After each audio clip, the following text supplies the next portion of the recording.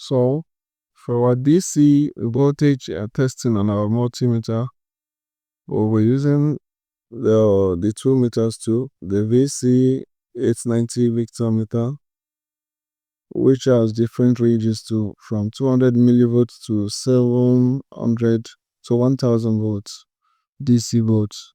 So those are the terminals. We have to set it to the appropriate battery range of our testing, the device we want to test. So you can see the DC sign on the meter.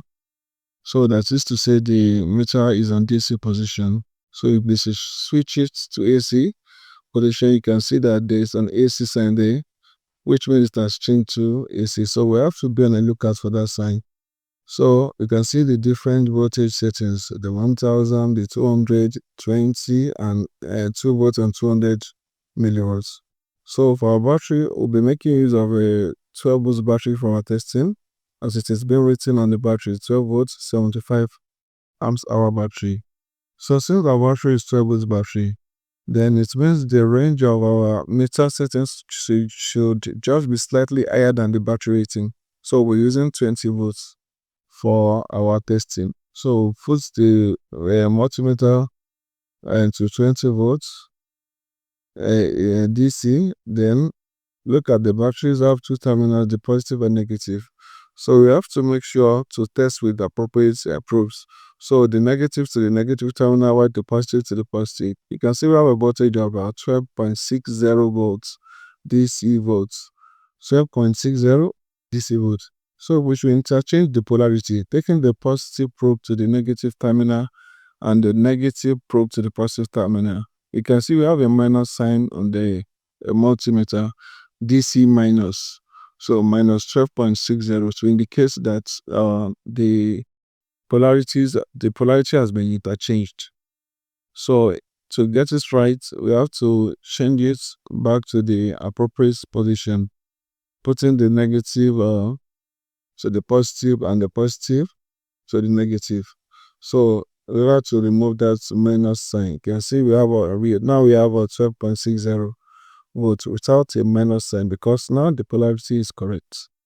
So that is that about the testing using the DC the Victor meter. So now let's test putting it on the 2 volts settings and see what we get. This 2 volts is lower than the battery voltage. The battery voltage is 12 volts. While we put it on 2 volts position, you can see we are reading an infinity, which because the voltage we are testing is higher than the meter setting. So now let's take it to 200, which is more higher than 20 volts, more higher than 12 volts.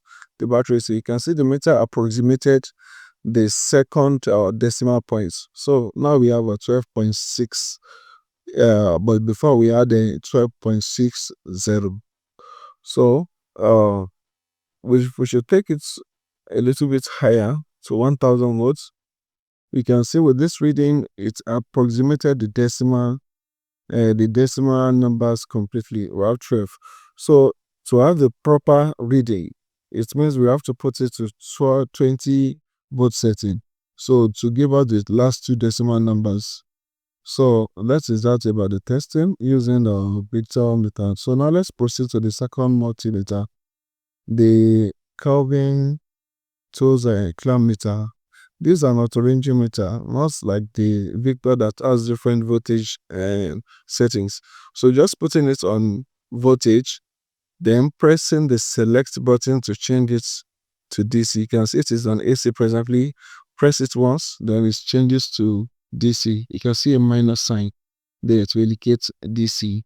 So changing it to DC, it doesn't have different range like the Victor meter. It's because it is an auto-ranging meter, it's going to auto-range itself to the right voltage and right and decimal points. So carrying out the same test with this meter, putting the positive to positive, negative to negative, you have a 12.58 without a negative sign because the polarities are correct. So now let's interchange the polarity, negative to positive and then positive to negative. We can see that we have the minus sign there, minus 12.58. so to indicate that the polarity has been changed.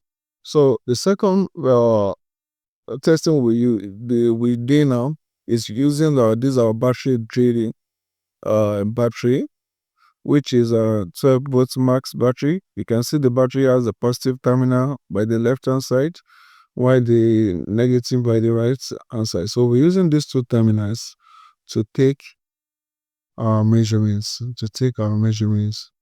So as we did earlier, we'll be taking the positive to positive and the negative to negative. Oh no, okay. I have to fix my meter probes very well. You can see I'm having a zero reading, so I fixed it. So now we have 15.51 volts. 15.51 volts on the meter. So interchanging the polarity, we have minus 15.51. So you can see. So now let's do the same test on the vector meter. So testing the same battery, the battery and the battery the drilling machine battery. So taking it to 220, which is lesser than the voltage of the battery. So we also have 15.53 here. Interchanging the polarity, we have minus 15.53. So the third testing we'll be on our lithium battery. This is a 3.7 volts lithium battery, the positive and the negative terminal. So we'll do the same thing, putting the positive at the top, the positive of the probe, then at the down, the negative probe. So we have 3.81 volts. 3.81 volts. So we are going to carry out the same test by using our second multimeter, which is an auto-ranging multimeter. So with this multimeter, let's carry out the same test. So the positive to the positive and the negative also to the negative. Now let's see our reading. So our reading also is also 3.8.